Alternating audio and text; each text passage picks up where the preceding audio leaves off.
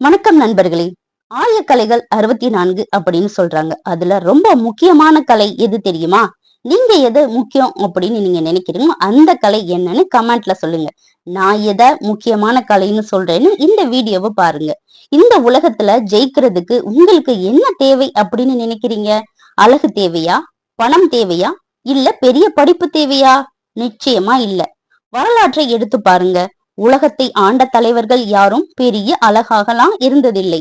ஏன் பல பேர் பெரிய பணக்காரனா கூட இருந்ததில்லை. ஆனா அவங்க கிட்ட ஒரு விஷயம் இருந்துச்சு. அதுதான் அவங்களை உச்சாணி கொம்புல ஏத்தி வச்சது. அது என்ன தெரியுமா? பேச்சு. ஒரு சாதாரண மனுஷனை தலைவனா மாத்துறதும் பேச்சுதான். ஒரு தலைவனை ஜீரோவா மாத்துறதும் பேச்சுதான்.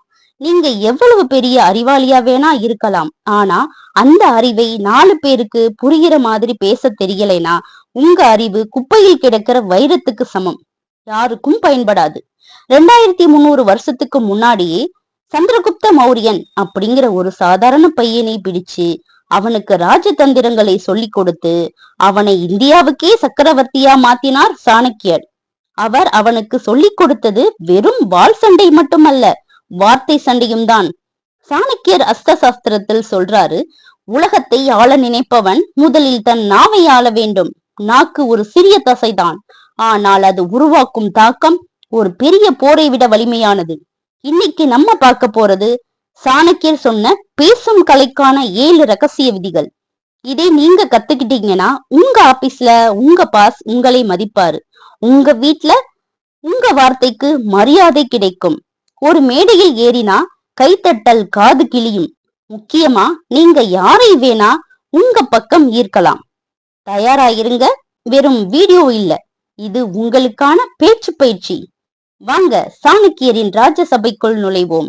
விதி 1, கேட்பதே பாதி பேச்சு. The art of listening. முதல் விதி இதுதான். எல்லாத்துக்கும் அடிப்படை சிறந்த பேச்சாளன் என்பவன் முதலில் சிறந்த கேட்பவன். நம்மள பல பேர் என்ன பண்றோம்னா, ஒருத்தர் பேசிக்கிட்டு இருக்கும் போதே இவர் எப்ப முடிப்பாரு, நம்ம எப்ப நம்ம கதையை சொல்லலாம் அப்படின்னு யோசிச்சுட்டே இருப்போம். இது மிகப்பெரிய தப்பு. சாணக்கியர் சொல்றார், எதிராளி என்ன சொல்கிறான் என்பதை கூர்ந்து கவனி.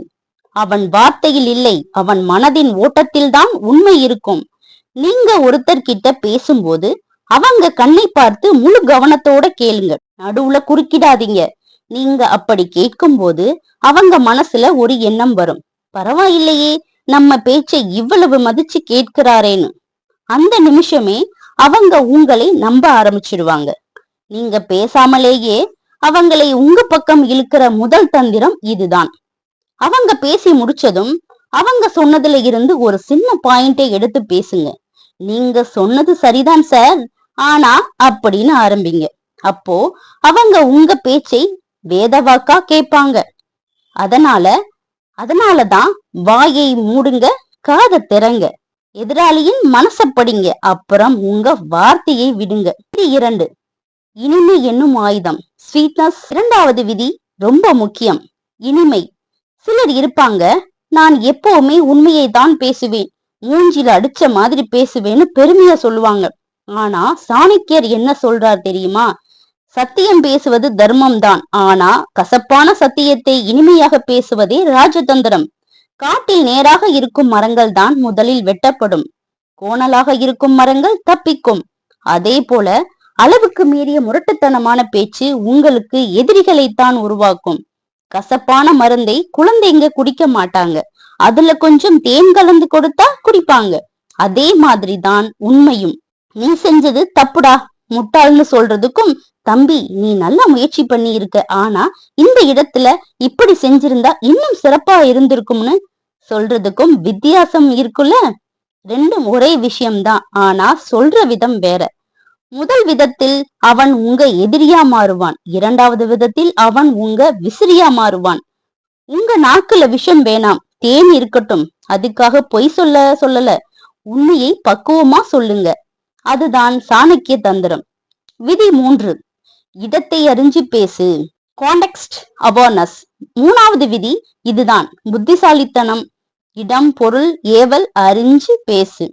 சாணக்கியர் சொல்றார், அறிவாளிகள் சபையில் அறிவாக பேசு, முட்டாள்கள் சபையில் அமைதியாக இரு. எல்லா இடத்திலையும் ஒரே மாதிரி பேசக்கூடாது.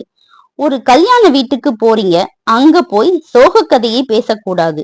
ஒரு துக்க வீட்டுக்கு போறீங்கன்னா அங்க போய் ஜோக் அடிக்க கூடாது. ஒரு பாஸ் கிட்ட பேசும்போது இருக்கிற பணிவு ஒரு நண்பன் கிட்ட பேசும்போது இருக்க கூடாது. நம்மள பல பேர் பல்பு வாங்குறதுக்கு காரணமே இதுதான்.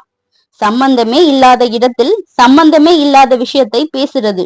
நீங்க பேச ஆரம்பிக்கிறதுக்கு முன்னாடி ஒரு செகண்ட் யோசிங்க.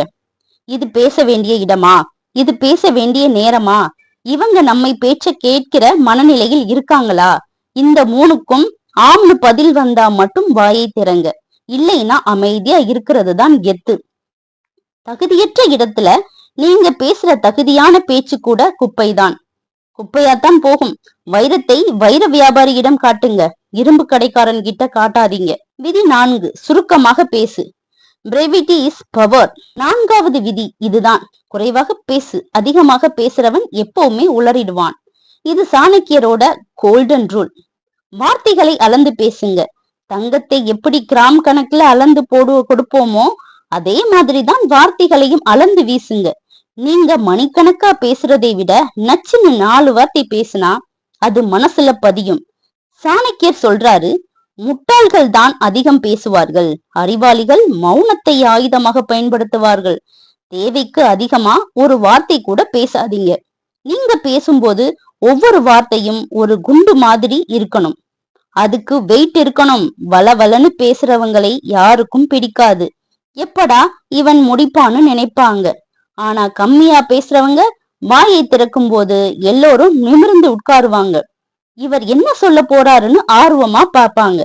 உங்க பேச்சுக்கு மதிப்பு வேணும்னா உங்க வார்த்தைகளை சிக்கனமா செலவு பண்ணுங்க.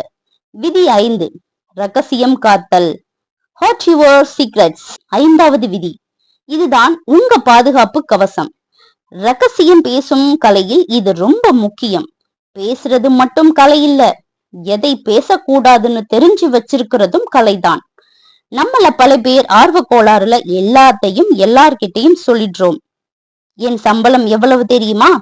எனக்கு வீட்டுல என்ன பிரச்சனை தெரியுமா? என் அடுத்த பிளான் என்ன தெரியுமா? சாணக்கியர் எச்சரிக்கிறார், உன் ரகசியம் உன் தொண்டைக்குழி வரைக்கும் தான் இருக்கணும். அது பற்களை தாண்டி வெளியே வந்துட்டா அது உனக்கு யமன். உங்க பலவீனத்தை யார்கிட்டையும் சொல்லாதீங்க. உங்க வருங்கால திட்டத்தை யார்கிட்டையும் சொல்லாதீங்க. ஏன்னா இன்னைக்கு நண்பனா இருக்கிறவன் நாளைக்கு எதிரியா மாறலாம். அன்னைக்கு நீங்க சொன்ன ரகசியம் உங்களுக்கு எதிரான ஆயுதமா மாறும். ஒரு சிறந்த பேச்சாளன் தன்னை ஒரு சிறந்த புத்தகமா காட்டிக்க மாட்டான். அவன்கிட்ட ஒரு மர்மம் இருக்கும், ஒரு புதிரான தன்மை இருக்கும்.